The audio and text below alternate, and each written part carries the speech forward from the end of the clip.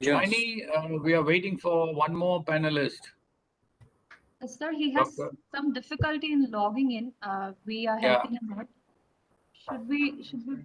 Yeah, no Can you problem. just I'll wait a wait for minute, it sir? because just we'll wait for that. Not a problem, Shiny. Yeah. Okay. Hey, Soren. Hey, Soren, I'm on a.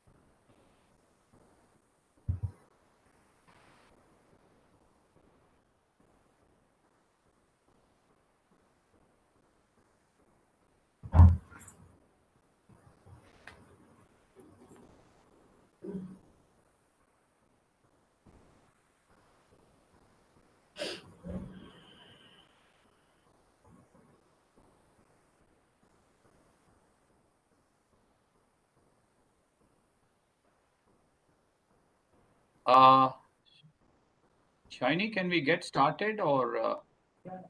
Sir, yes, sir. I think we can start. And when the speaker joins, I can let you know. Okay, great. So I think that's better because we should not penalize people who are on time. Yes. Sorry. Good. Please try and fix the technical issue, Shiny. We'll just get started and then we can Sure, just sir. roll around the speakers as well there actually. Yes, yes. So can we go live? Yes, sir. We're live. Okay. Thank you and good afternoon, ladies and gentlemen. It's indeed a proud privilege and honor for me to host this very exciting session on the topic enablers to net zero. And I'm really privileged to have a very distinguished panelists here this afternoon who are going to share with us some of their insights and thoughts of how we can actually build a very solid roadmap to net zero and really look at different perspectives because the three of the panelists bring quite a bit of different facets to this very exciting journey on to net zero. I think before we get there, I will kind of set the context right. Sustainability has become far more pervasive, like digital, all over the world now. Sustainability strategy today has become the core and the heart and the bedrock of businesses. In line with the several commitments, both at an international level as well as several treaties between governments, countries, industries and industry bodies. I think all of them are kind of committing to a net zero carbon emission by a particular target year. Which is of course a very heartening change that we see from the society. But again, this green transition is not easy. This green transition will require massive corporate investments.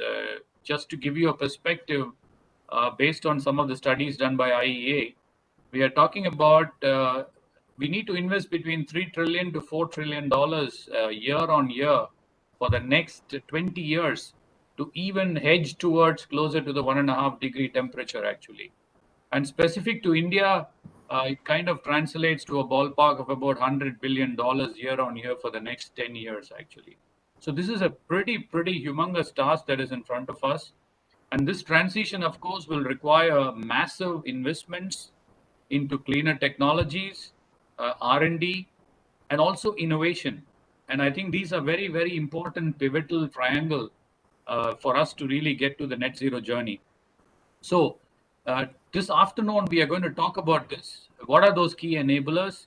And this session is basically aimed to deliberate on these enablers and how can we accelerate this transition to net zero. So it's a very interesting session. And I have the privilege of introducing three panelists here this afternoon. Let me start with our first panelist, Dr. Anurag Pandey. I think he's a very familiar face to the Indian Hydrogen Alliance, as many of you might know. He leads the hydrogen economy R&D activities at Reliance Industries, and he's been working extensively on clean energy solutions such as fuel cells, hydrogen economy, and many other activities. So welcome, sir, to this pretty exciting afternoon.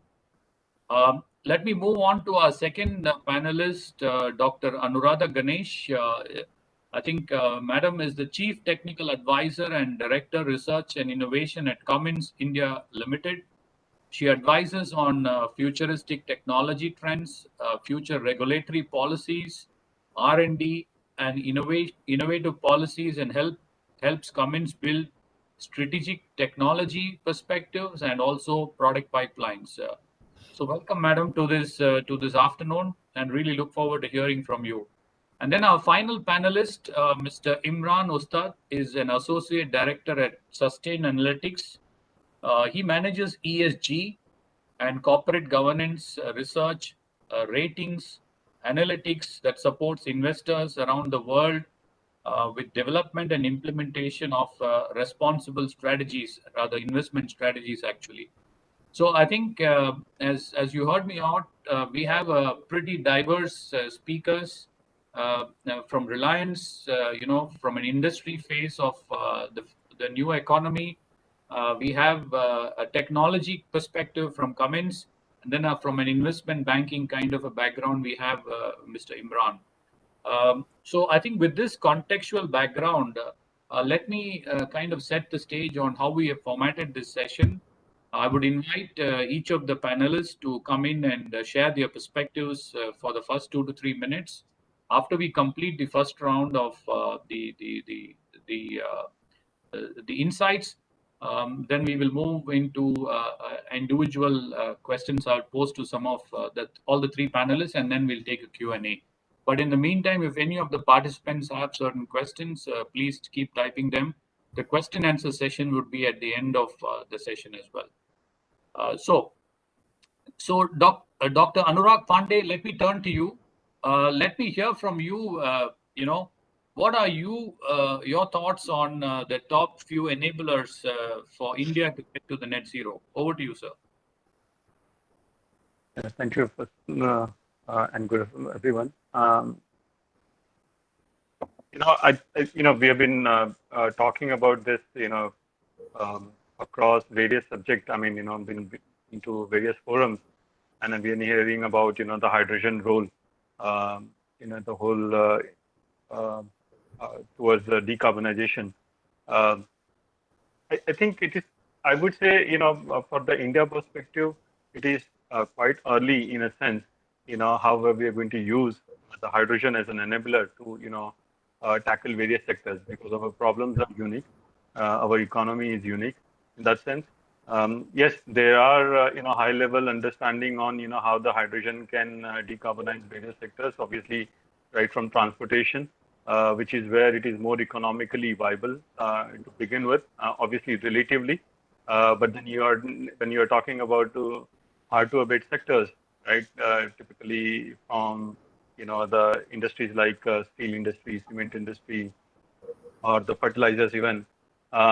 That is where the challenge is going to be, because obviously economically you are trying to displace the incumbent fuel there, which is let's say available at a cost price point quite difficult for at least the green hydrogen to achieve right at the beginning. So the whole objective of achieving a net zero by, let's say, whatever we target as a country by 2050, 2060, whatever that decade can be, it is important aspect is to to understand how we and as you rightly touch on the subject, that the kind of investment it is going to need, how as a country we can put in the pieces so that we are we are arriving to that net zero target eventually on the backbone of hydrogen. Obviously, we have done a substantial job in terms of the electricity, but on the backbone of the electricity, we can only go so far in terms of the decarbonization. So hydrogen is nothing but another enabler, And what I typically call is like, RE 2.0, right? So RE 2.1.0 was basically is about electricity. So how can we take the same electricity now when you're talking about the green hydrogen to produce that hydrogen and increase the share of the renewable energy in the entire energy mix of the economy.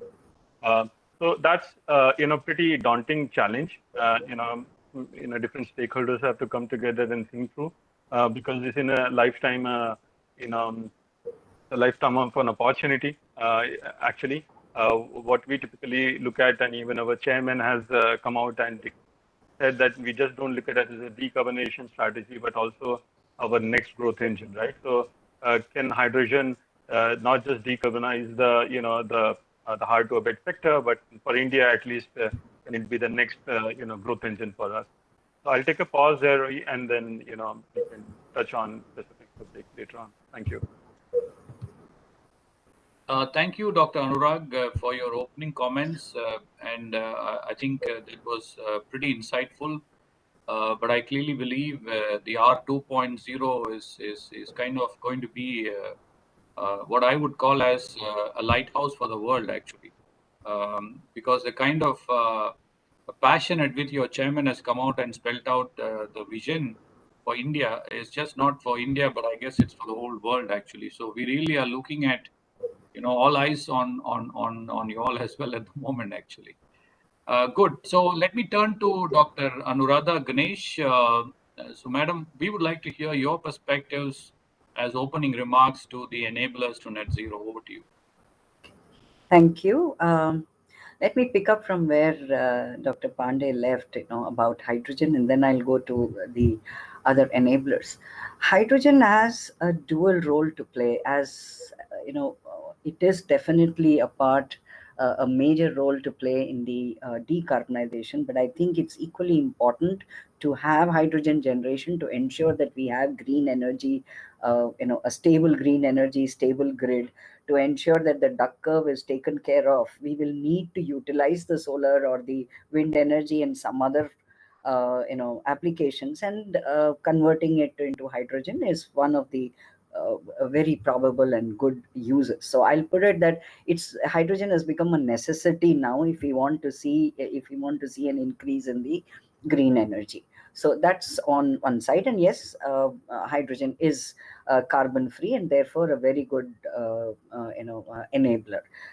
At the same time, when we see hydrogen, if you look at the overall energy use in the country, 18% is all that is used for electricity. Rest is all 82% is the industries, the construction, all that. So there is a deep decarbonization which is required in that sector. And when we talk about that sector decarbonization, then it is hydrogen, it is reuse, it is recycle, it is optimized use of natural resources, it is improved efficiency.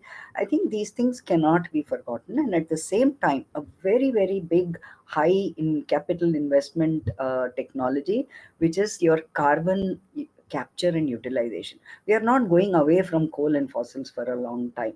So we can't really miss out on the most important enabler, and that is carbon. I will not call it carbon sequestration. I'll be careful. I will say carbon capture and utilization. Whether we want to capture it and sequester or capture it and utilize is something which economics and geography will decide. So that's on looking at the overall thing. At the same time, I think what we really require as a enabler in terms of technology is right, but something which we really need is we have targets, but we don't have a roadmap. We have very good targets, what we want to do by 2050, by 2030, by 2040, we know. But how are we going to do it? We have lot of what do you call, knee jerk policies which keep coming in. Today it will be hydrogen and then electrification and then you need batteries. I think if we understand that nothing is going to happen overnight, we understand that industry needs to invest in development, and development itself takes time. So it is in capital investment, it is also time investment, it is required. So if we have a clear roadmap, I think that will be the best enabler to achieve something. Definitely, that definitely would, instead of it also going, I mean, I don't really want it to die off, but it may if we don't take care of it. So with that, I'll just add that Cummins is committed, and Cummins has a great initiative called Planet 2050, where we have very systematic goals, and I can talk about it later. With that, I'll leave it here. We can't hear you, Ravi. Yeah. Thank you very much. I think that was pretty thought-provoking. I think you clearly kind of stressed the fact that that hydrogen is an important energy source if we want to really take advantage of the renewables. And I think you rightly put it as hydrogen is a necessity. But I think more importantly, you have touched about the deep carbonization that is there beyond hydrogen. And I think also you spoke about a roadmap, which is very, very critical in my view. So very, very, very great thoughts. I'll come back to your Cummins 2050, which we are also pretty excited to listen to. But let me move on to Mr. Imran Ustad. It's over to you, sir. Well, thank you. Thank you so much, Mr. Ravi, and great to know thoughts from my fellow panelists. I think it's a very important topic we are discussing today. Could you raise your volume? Maybe hello? something is wrong Yeah. in your. Hello, is it just a sec? Is it better now? Much better now. Much better now. Okay, great. Yeah. So yeah, yeah. Thank you so much for setting the context, Mr. Ravi, and for the introductions, and great to hear the initial thoughts from my fellow panelists. Yeah, I think it's a very important topic we are discussing today. There is an urgent need, we all know. Yeah, if we see, like, the global community has responded with the Paris Agreement. There are many commitments being made. There are various key stakeholders which are playing their part, be it the governments, be it the corporates. But I think one of the most important piece, or one very important stakeholder, is the investors. So I think to make this happen, one of the key enablers would be coming from the sustainable finance piece. Because to make these things happen, be it what Mr. Anurag mentioned about using hydrogen, leveraging hydrogen, and he rightly mentioned that it's where there is a risk, there is also an opportunity, right? So climate change does present a chance for businesses to lead the way and build reputational competitive advantage. The world is seeking for new solutions in future, which will fit the zero carbon economy. And the business does has the capability to evolve and deliver. And I think that is the pressing need right now. And to make all that happen, one very critical component would be the green financing, the climate-friendly financing, and that's where maybe I'd love to discuss more in the in this particular session, maybe shed some light. But just to tell you, there have been, the investment industry has also taken up the charge. The UN convened Net Zero Asset Owners Alliance, which was launched in September 2019, which has large institutional investors and assets under management worth 5.5 trillion US dollars. There is also asset managers who are increasingly committing to the cause. The Net Zero Asset Managers Initiative, which was launched end last year, with similar goals, has more than 30 signatories, has 9 trillion US dollars assets under management. So I think the finance piece would also be would also be critical in achieving the net zero objectives. With that, maybe I'll and hear from you, Mr. Thank you for that, Mr. Imran. We'll come back to you on the green finance and also really understand how can we accelerate the financing, because one of our challenges in India has been even when we looked at the PAT schemes, PAT 1 or PAT 2, funding was probably easy for large companies, but it was pretty difficult for almost 60% of the economy, which are the MSMEs. So I think clearly, how do we carry all parts of the engine? I mean, an economy is made up of multiple parts, and MSMEs are another critical part of the engine, actually. So let's come back to that question. But now let me get back to Dr. Anurag Pandey. Dr. Anurag Pandey, we understand from at least what we hear, Reliance has formed a coalition which is called the India Hydrogen Alliance, IH2A, to commercialize hydrogen technology and systems and to help develop a net zero carbon pathway in India. Could you tell us about the India H2 Alliance a little bit so that we can hear from you your thoughts on why this alliance and why this is an enabler to net zero, and how quickly we can expect this to take off and also take over the decarbonization market? Yeah, thank you, Ravi.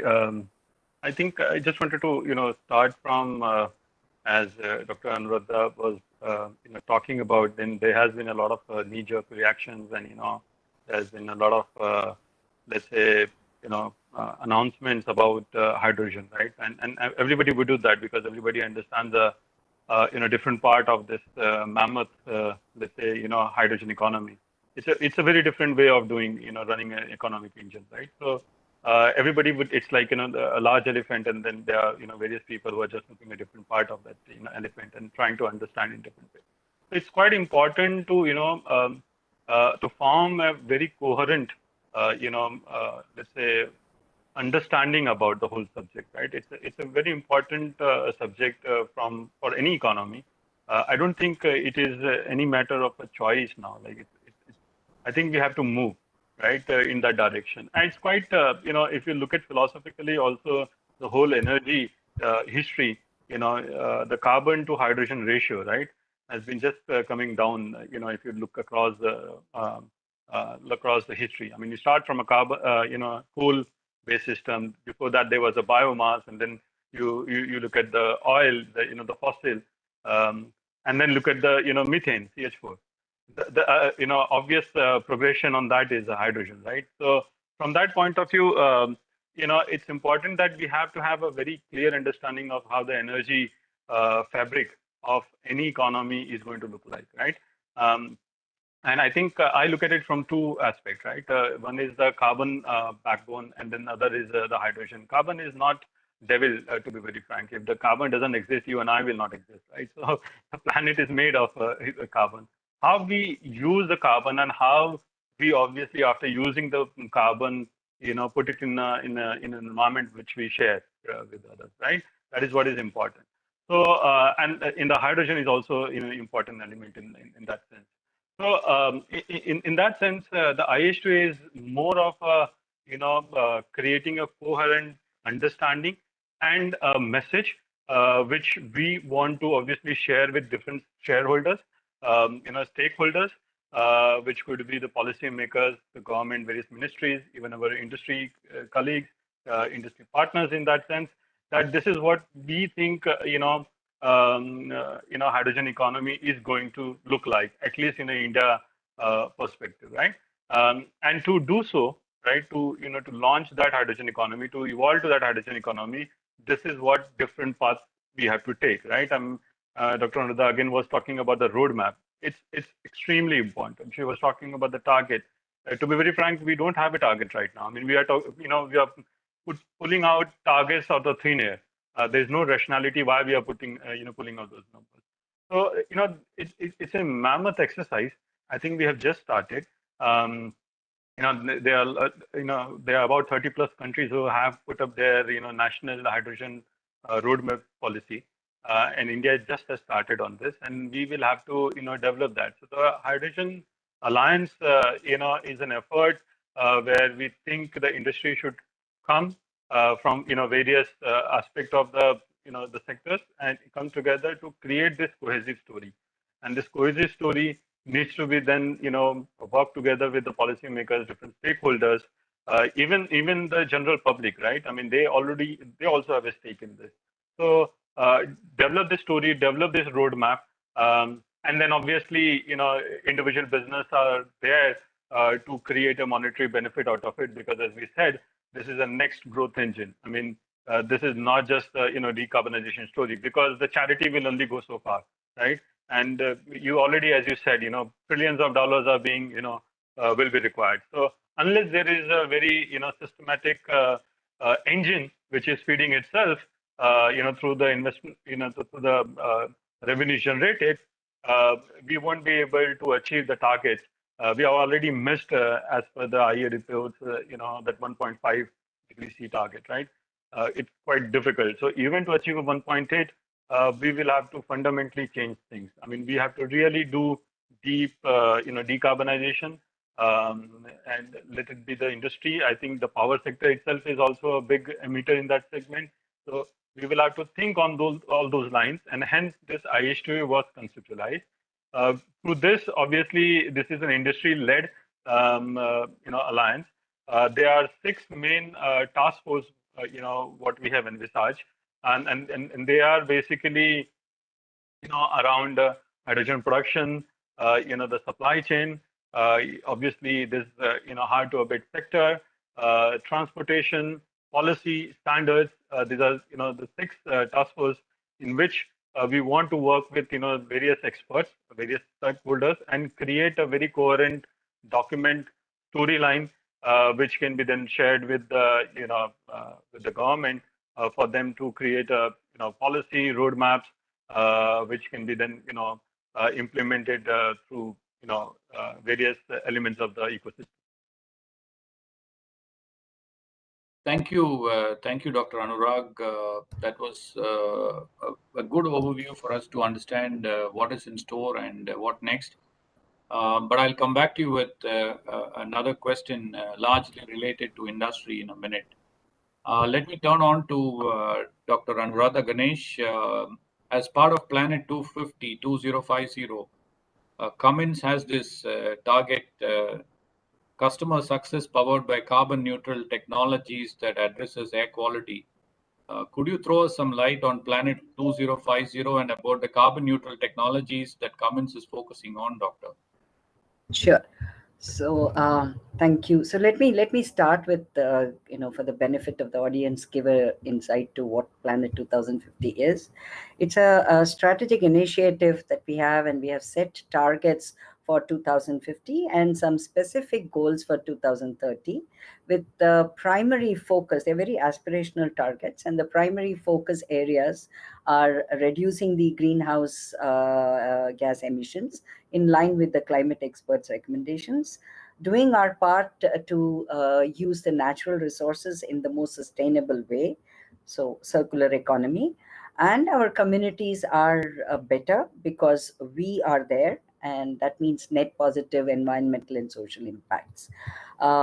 We also have 8 2030 goals, which are science-based targets and circular economy-based targets. The 4 science-based targets are reduce absolute greenhouse gas emissions from facilities and operations by 50%. So this is our facilities and operations by 50%. This is 2030 goals. Reduce scope 3 absolute lifetime GHG emissions from newly sold products by 25%. Partner with customers to reduce the scope 3 GHG emissions from the products in the field by 55 million metric tons. And of course, reduce the VOCs emissions from paint and coating operations by 50%. And the circular economy based are create a circular life cycle plan for every part to use less, better, and use again. Generate 25% less waste in the facilities and operations as a part of our the revenue. Reuse or responsibly recycle 100% of the packaging plastics, eliminate single-use plastics in dining facilities, employee amenities, etc., and reduce the water consumption in our facilities and operations by 30%. This we are talking across all our plants and facilities. And within that, so you wanted to know about the carbon neutral technologies that we are working on. So one is, we did an analysis. So Cummins product lifecycle analysis was done, and they have indicated that the products in-use fuel consumption is our greatest GHG impacts. So 99% of the total Cummins GHG footprint. So this is the scope 3 base, starting from our resourcing, manufacturing, and then product in use. So the broad themes, therefore, to cover the customer success through carbon neutral technologies that improve the air quality are innovative technologies, especially high efficiency diesel engines, natural gas, high efficiency natural gas engines, engines capable of handling low carbon fuels, and we'll talk about the hydrogen engines later, hybridization, zero emission vehicles like the EVs and fuel cell vehicles. Till energy sources for EVs and FCEVs are not renewable and green, we expect that efficient IC engines will continue to power the commercial applications. And towards this, for example, the DOE had called for a super truck proposals where Cummins had participated. And we had demonstrated 50% brake thermal efficiency in the Super Truck 1 program. And now the target is 55% brake thermal efficiency and a good powertrain optimization. So we partnered with our OEMs on one side and also on the the manufacturing part, upstream side. The advanced fuels, so we work on renewable natural gas, green hydrogen. Cummins is already operating in full value chain, electrolyzers to fuel cells, biofuels also. As I said, partnerships with both upstream, for example, the energy companies, and downstream with OEMs, powertrain, and the entire vehicle integration. So essentially, not just the engine fuel economy, but overall the fleet fuel economy improvement solutions together. And very important, advocacy, pushing the regulations to reduce the GHG emissions and criteria emissions in all the markets that we are in. So that's the type of carbon neutral technologies that we are working on. So is that also I think what I would like to add is we have, based on in the various technologies, we have a path to zero as far as our technology progression is concerned, and we have a clear path on, okay, it's diesel, and then we'll go to ED. At least we have that ready, and depending on what are the regulations, depending from country to country, it'll we are working on advanced technologies. Yeah, thank you, Doctor. One thing that listening to you I clearly see is that that you're working on multiple technologies that helps your customers to kind of lay out decarbonization actually. And I think one of the critical elements is that it is going to really call for a lot of investments for customers. And to help us solve that problem now, I have to invite Mr. Imran to tell us, the current climate scenario has placed a renewed urgency on the investment community to take a very active role. I think you also even alluded to the fact that sustainable finance offers a lot of risks as well as a lot of opportunities. What is, according to you, investors need to identify, assess, and manage these kind of risks and opportunities? Could you share some thoughts on that, Mr. Imran? Sure, Mr. Ravi. Yeah. And I think, yeah, this is only becoming increasingly important because, yeah, typically the investor community had low knowledge or expertise on these areas, but now because yeah, this is becoming so very critical, they're playing a key role in accelerating the transition to a low economy. So yeah, they're definitely recognizing the need to incorporate the management of climate risks into investment decisions. The investor community is also seeking to better understand the connections between the risks and the strategies employed by the companies for decarbonization. If you look at from an investor's perspective, there are two elements or two lenses, I would say, they look at. The first lens would be on the climate risk, wherein They look at the organizations and how they are managing their climate risk. What are the direct costs a company may face because of the extreme weather events? On the other hand, companies can also be negatively affected from policies and regulations because we are seeing so many regulations, so many frameworks coming up. In US, there are mandatory disclosures. There is a lot to do in the Indian context, although we do have some steps towards it with BRSR coming in. But then, yeah, the policies and regulations are shaping up rapidly. The other thing in climate risk, I would say, is the technological innovations related to climate change because they may also threaten business models. If an investor looks at their particular portfolio.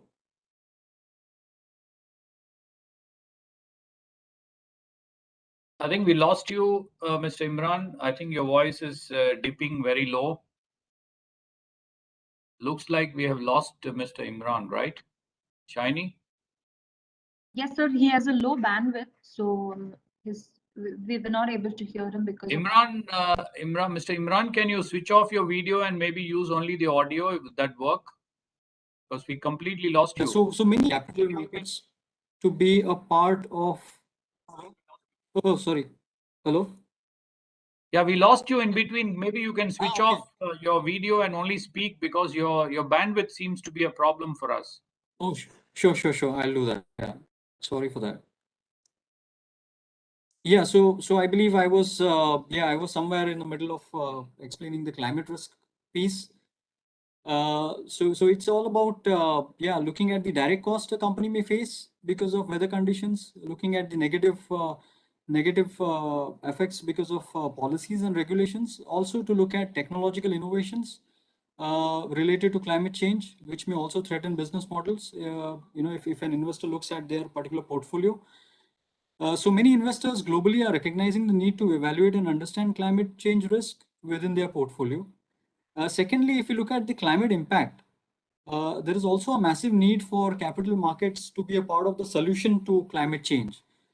And they can do that by channeling investment dollars towards companies that are playing a role in either mitigating climate change or maybe adapting to it. And that's where the investments in sustainable infrastructure, investments in renewables, green buildings, transportation will all come into play.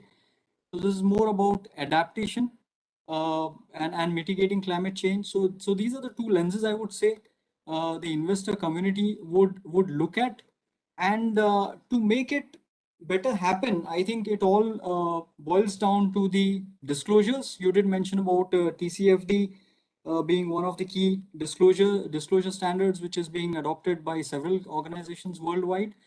But yeah, so I think disclosures will play a key role for the investors to better understand how an organization is working, maybe on the governance issues, what degree the climate risk is overseen by the board or the senior management levels, be it the strategy as to how the company is managing the risk and opportunities related to climate change, for the investor to understand the impacts on the company and how they'll remain competitive in the long run with the changing scenario. Also on the risk management, like what are the specific emission reduction programs, the risk management strategies that the companies has or is planning to have in place.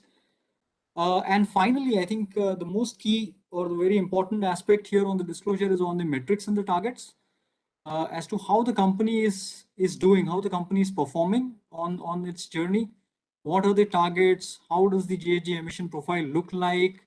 And if I'm an investor, I'll also do a benchmarking. I'll look at the industry averages and then take a decision. So I think the investor community is getting more and more involved. They're also building their expertise on these elements. We are seeing a large, huge gap in the talent pool, especially from the investment and the fund managers, and yeah, certainly they're beefing up on the SME part. And yeah, with that, maybe I'll take a pause and hand it over back to you, Mr. Ravi. Yeah, thank you, Imran.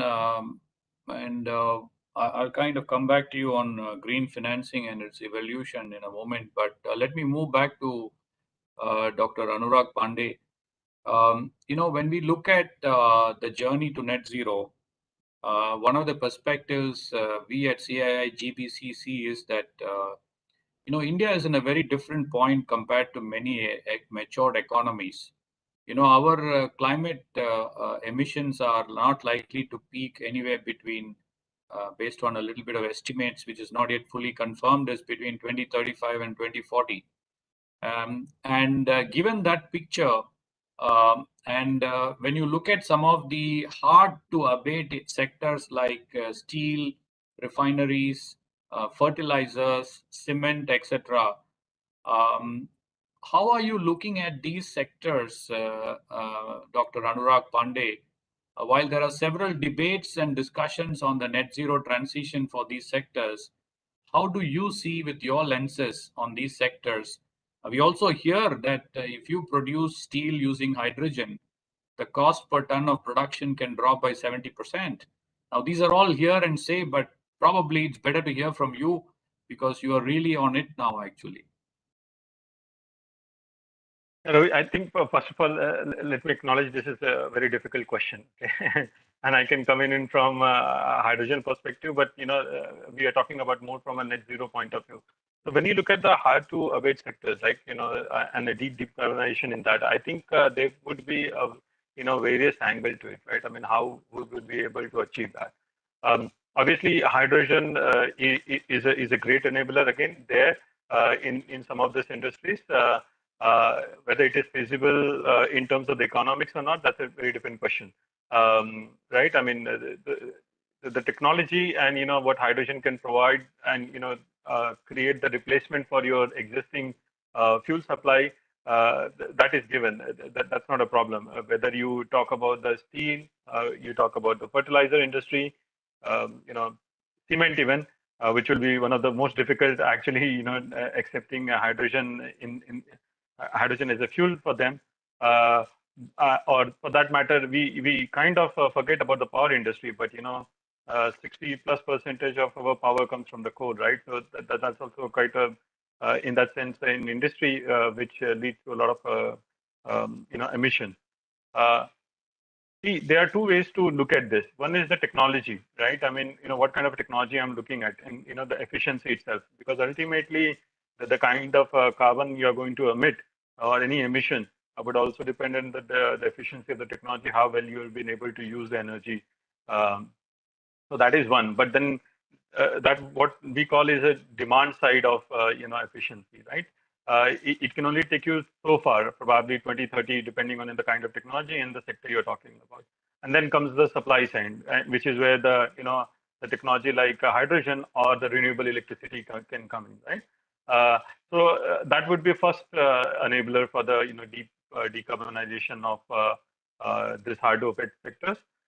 Then obviously the other aspect would be the financial aspect, right? Can can the incentives like the carbon tax can be introduced, right? But then the problem with that is it can only go so far. You can't keep incentivizing the industry forever, right? I mean, you want to go to a sustainable future. So if that's the case, I think people have to accept that they're probably going to be different pricing for a green product, right? So are people going to pay premium for this, right? That is another question. So I think the price discovery is also one part which we are not clear of, how this industry would go through. But at least some of those elements are already being discussed. There are various markets which are saying if you want to export to us, you will have to meet certain targets, right? And probably those developed economies are ready to pay the premium for the green products, to make sure that at least for this 2050 towards the 2050 net zero targets, they are contributing to the whole global movement. So from that point of view, they would be also paying premium, which allows us allows anyone, I mean this industry, to to go for this better technology and use a different fuel supply, right? To what extent it is for us to still analyze, understand. It's still a topic which is which is being closely looked at. And I think there are other drivers, right? The enablers are basically all these companies are being looked from a ESG point of view. So their valuation, their shareholders, I'm sure Imran can touch upon on that, but that's going to be a big enabler. These are intangible enablers, but very important enablers, right? One thing we should not forget, and again, Dr. Anuradha had mentioned earlier also, there is a role for the carbon capture and utilization, right? It's not a very easy topic to get our mind around, but how are we going to create an economy where we are recycling carbon, right? Because many of the times the energy comes along with this carbon, and this carbon obviously then goes as a material product, right? As a commodity, it can be used. So can you create a value out of it, and then obviously that value can cross subsidize your product ultimately. So I would say the verdict is still out there for us to figure out. And as I said, this is a very difficult question to tackle. I probably would give you a better answer on the transportation sector. Again, Dr. Anuradha can give Cummins, because those are the sectors which have been very closely studied. And for example, even if I use, let's say, gray hydrogen today in the mobility sector, if it is electric mobility, because of the efficiency of the electric mobility over the IC engine, that itself will give you quite a bit of carbon emission reduction on a per kilometer basis, right? Unfortunately, that cannot be said for all other sectors. As I mentioned, yes, you can use some good technology, better technology, but they can probably bring you 10, 20, 30%, and that is the leverage you can then use to reduce the emission, right? Whereas the sectors like probably the electricity generation or the transportation, the efficiency what you achieve through this let's say non-carbon sources is much greater, and hence your overall effectiveness of decarbonizing that sector is much more, right? I mean, the impact what it can achieve for every unit of energy input is much larger in some of the sectors as compared to this hard to opaque sectors. And obviously, then you have a pressure of the pricing and others. So sorry, I do not have a very clear-cut answer on that, but these are some of the let's say parameters, and they are some of these enablers which we have to look at them together to see how we can do a proper deep decarbonization of these sectors going forward. I think that was very fascinating response, because I say this journey to net zero is like fixing an engine when the plane is flying. So I think we are all in that same boat, Dr. Anurag Pandey. But I think you fundamentally led me to a very interesting question, which I want to. Ravi, I just wanted to add one thing. I mean, we are all seeing this right now as we are talking. India and China, everybody is facing a power issue right now, and there is a as we are talking, some of the articles are talking about return of the king coal. As you rightly said, it's about fixing the engine as we are flying. We will have to face those problems. We can't take them away overnight. So it's a very systematic journey towards the net zero destination, but we have to see how it evolves. Yeah, thank you for that wonderful response. Thank you for that. So let me turn to Dr. Anuradha. Ganesh, madam, I would like to lead and pick the thread that was left on the table by Dr. Pandey. The internal combustion engine cannot be overlooked as a bridge to cleaner future. How is Cummins looking at enhancing the efficiency of the diesel engines, as well as you mentioned something about the natural gas engines as well? Yeah, I think I sort of touched upon it. So I'll actually again start from where Dr. Pandey left. It is a transition. We need to remember that it cannot be an overnight. And I'll tell you the reason. We are well aware of the fact that while hydrogen, we may say hydrogen, even if it's available, is it available? People are not talking about water anymore, though I'm really worried about that too. Okay, they're only talking about hydrogen, so they're talking about electrolyzer, they're talking about the how to store it, how to transport it, and then how to use it. That's water will come someday. They will start talking about it. So I'm sure that's going to come soon. So that is on one side. On the other side, when we talk about, okay, hydrogen is available, how do I use it? Comes the fuel cell. That's what people are talking about. Somewhere in between, they have to remember that fuel cell is also to prove itself very well. Okay, I'm not saying it's still much higher on the on the application side or on the experience side than the the entire hydrogen cycle, but still what I'm trying to say is we as you said, the plane is flying and we still want to mend the engine. It's something which we need to be aware of, and Cummins is well aware. At least we talk about it every day, that we must remember that if we go, we need hydrogen, we need IC engine, we need to improve the diesel engine efficiency, which we are doing through various programs. I told you we reached 50%, we reached 55%. We have natural gas where we are improving. We have advanced gas engines where we are definitely improving on the efficiencies. We are also looking at hydrogen IC engines. Okay, because we have IC engines, we have experience in IC engines. We have, while we are working on green hydrogen generation and ensuring that is coming up, even if if hydrogen is available, if we can demonstrate and develop a hydrogen engine, it is in time for use when the green hydrogen is available, number one. It is in time available for use at places where hydrogen is available as a byproduct. We cannot forget that. So that's a very good place for demonstrations. And at the same time, we have enough time and enough to establish a technology like fuel cell for various applications. At the same time, I'll also say that fuel cell has its limitations on applications also. So we have long haul trucks, we have, we have marine applications, we have rail applications. So across, Cummins is well aware that there are application specific technologies which we need to develop, and that's what we target on. So we have enough investments, we have enough programs going on to ensure that the engine efficiencies are improving, powertrain efficiencies are improving, not just the engine, the powertrain efficiencies. We are also working to ensure that the entire chain efficiency is improving. So I don't know if that answers question, but I do definitely feel that there is the importance of roadmap. I would like to emphasize again, not just by the government, but also internally, and always remembering the fact that we have to have many technologies developing simultaneously. Integration will come at a later stage. I think we are far from integrating. We are really far from integrating. We need electrolyzers. Where are the electrolyzers for such large hydrogen requirements? We need green electricity. We need the electricity to ensure that the grid is stable. We also need transportation. We need storage, transportation.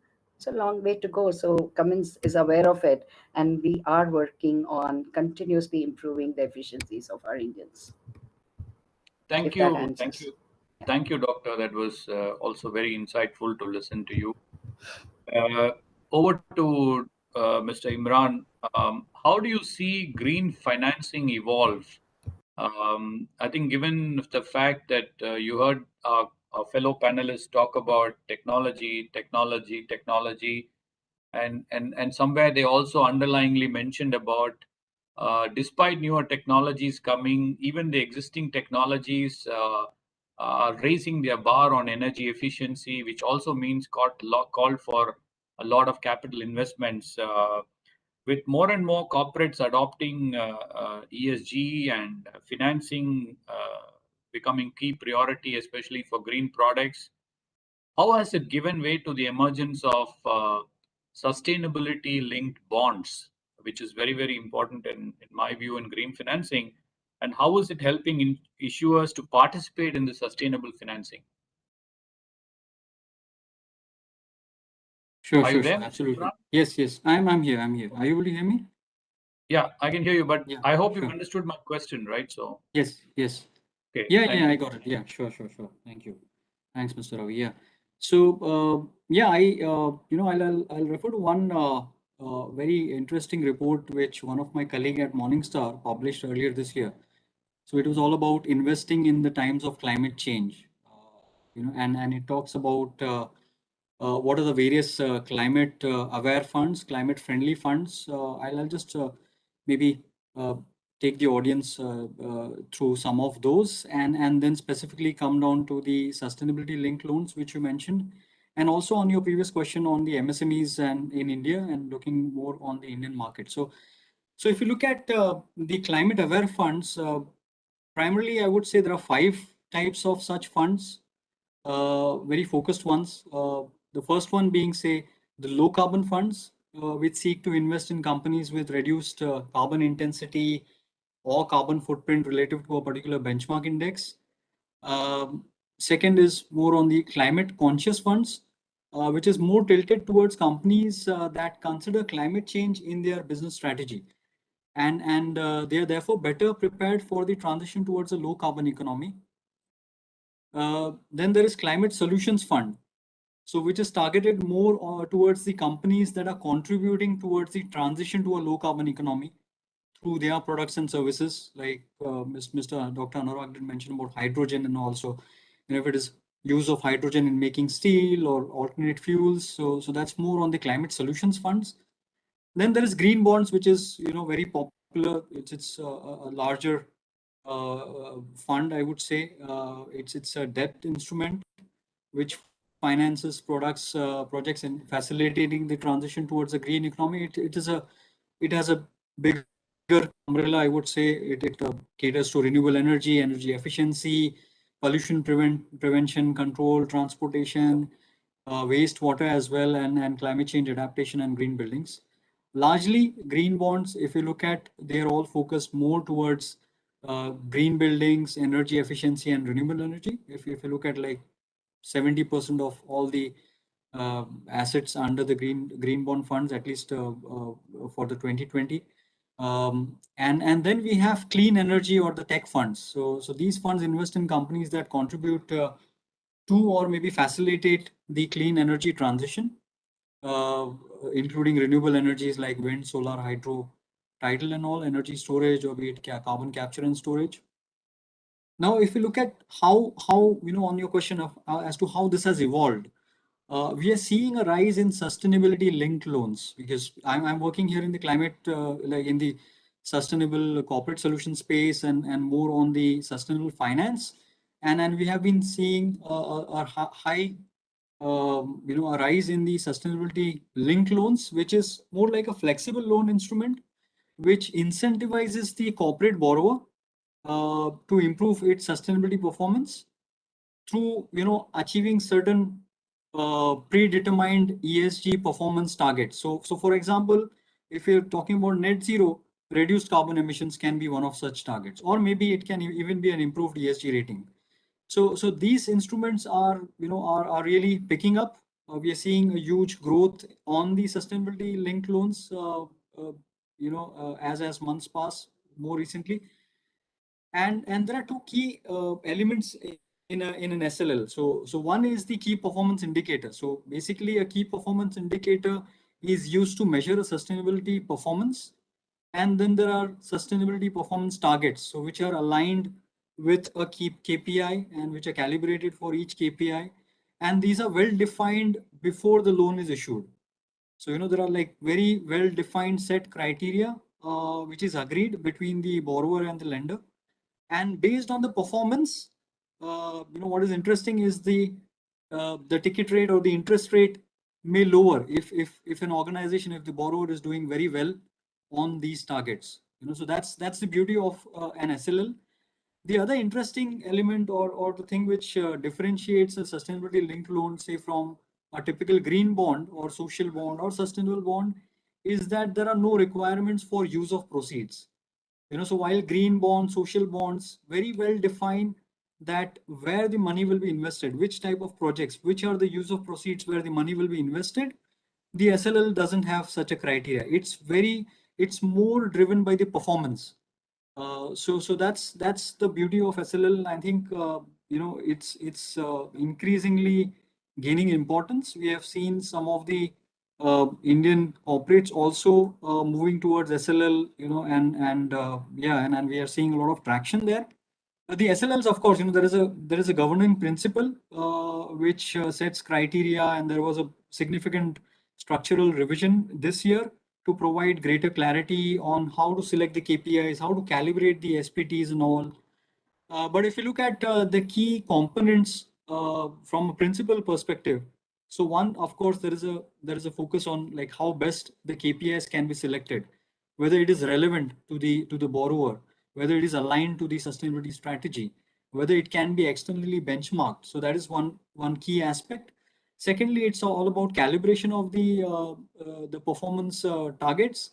It should not be business as usual, and it should be relevant for the term of the loan, and it should also be comparable to a benchmark or maybe an external reference.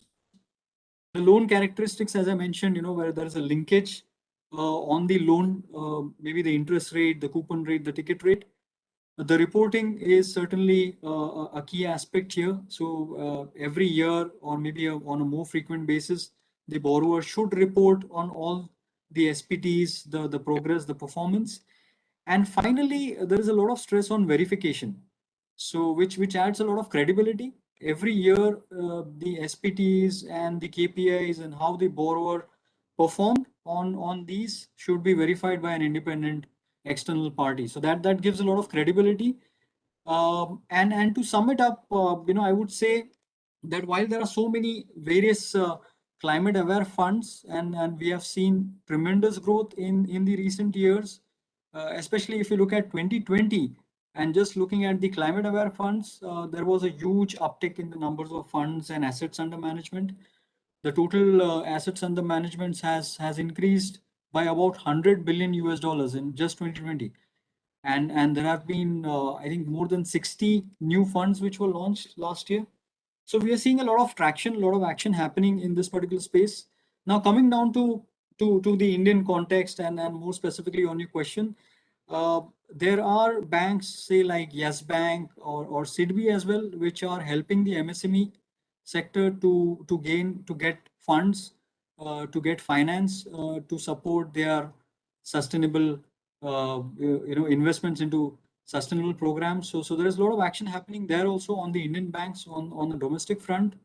And I believe, yeah, this will certainly be a different story if you look at, say, REC or PAT schemes you mentioned. And I'm very much, I think there is a lot of positivity from all the key stakeholders, and we have seen almost all of the Indian mutual fund managers like having ESG funds.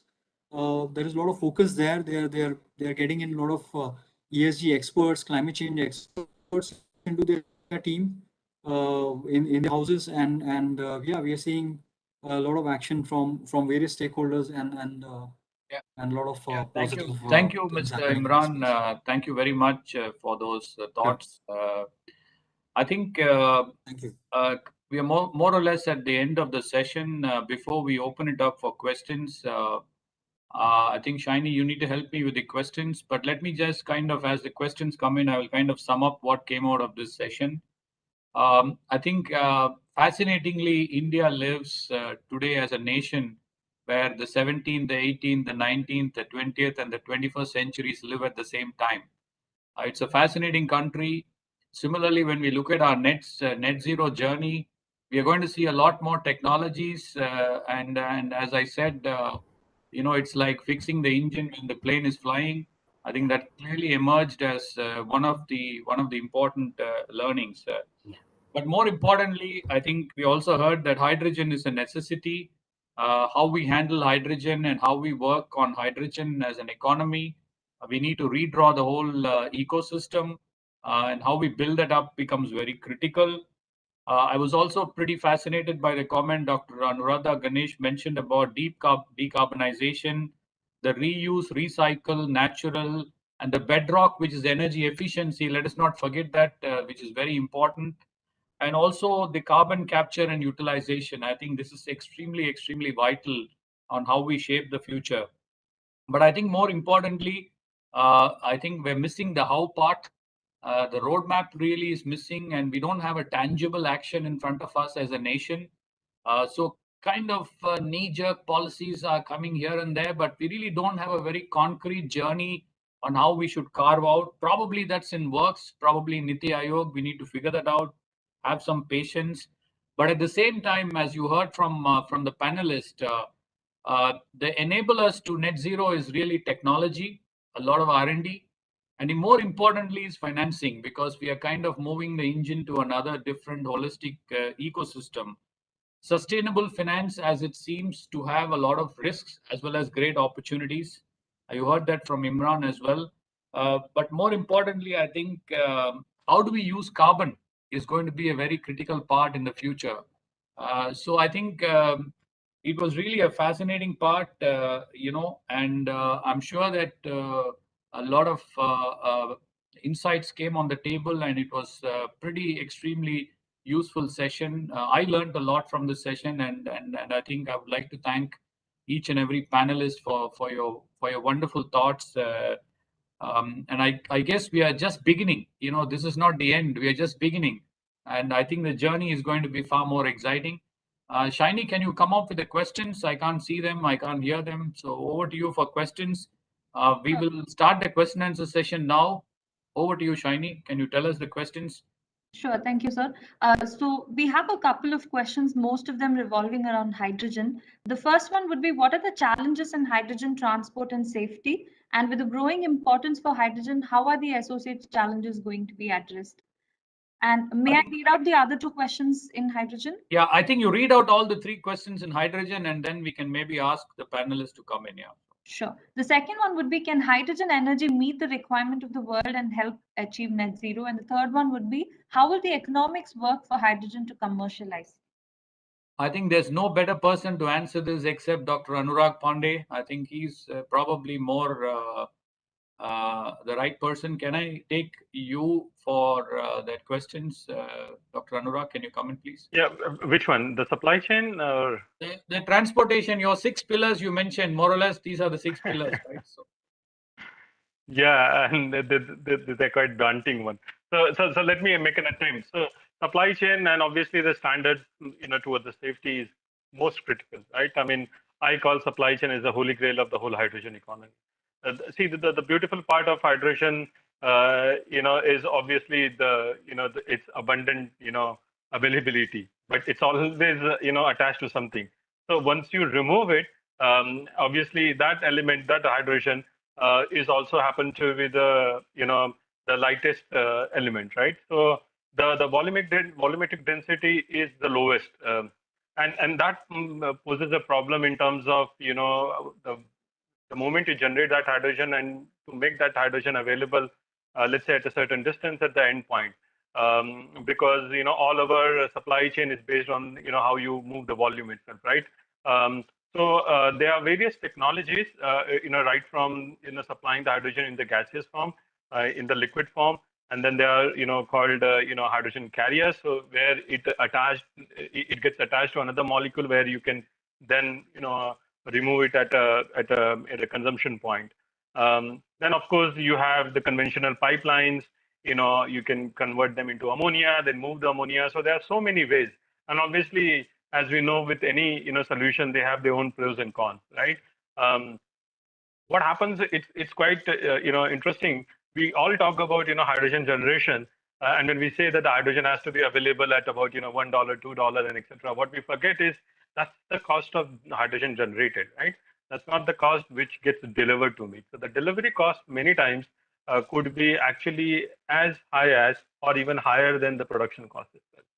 So it doesn't matter, at what cost I generated the hydrogen. If I can't get it to, in a within delivered price to my consumer, then obviously the economics break down. So the supply chain, which involves various aspects, obviously most importantly is the economics and the safety. This has to be looked at very, very deeply. And when I talk about the roadmap, I would say one of the big thrusts on the there's a large component on the roadmap has to be the the supply chain.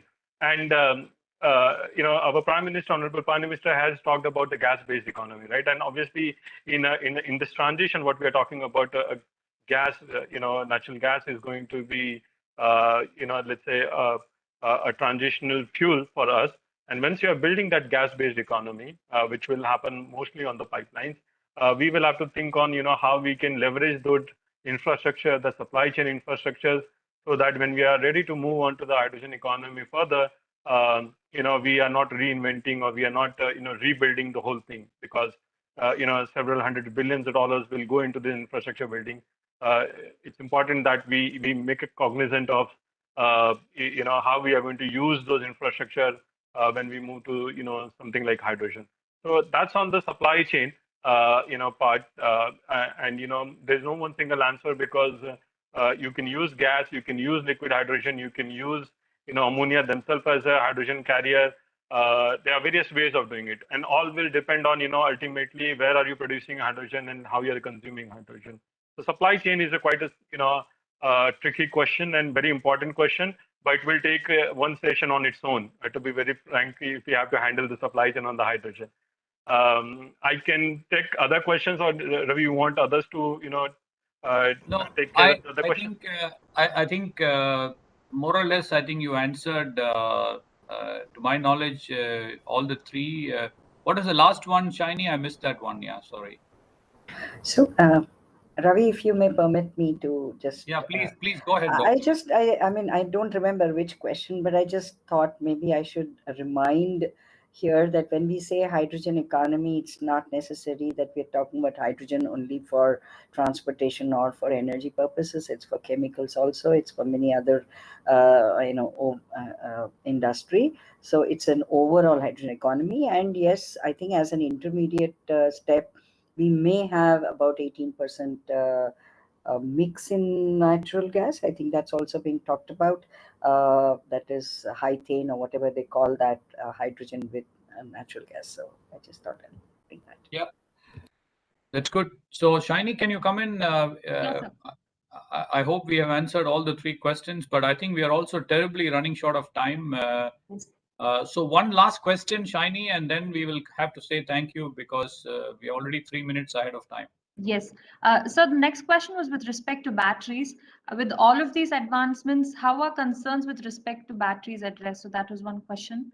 Batteries. Okay, we didn't speak about that, but anyone wants to take it? Yeah, I mean, I don't know that the question is coming from battery versus hydrogen, because we don't see that way. We see it, the future is more about electrochemistry, and battery is another electrochemical device. So, from that point of view, it is very important. Mainly battery obviously is important when you want to store the electricity, and if you can use the electricity immediately, or in a smaller quantity, then it's fine. But if you want for a longer storage, then you will have to look at other options, right? So I don't know exactly where the battery, context is coming from, because the answer would depend on that. But if I say from a storage point of view, it's a very important piece.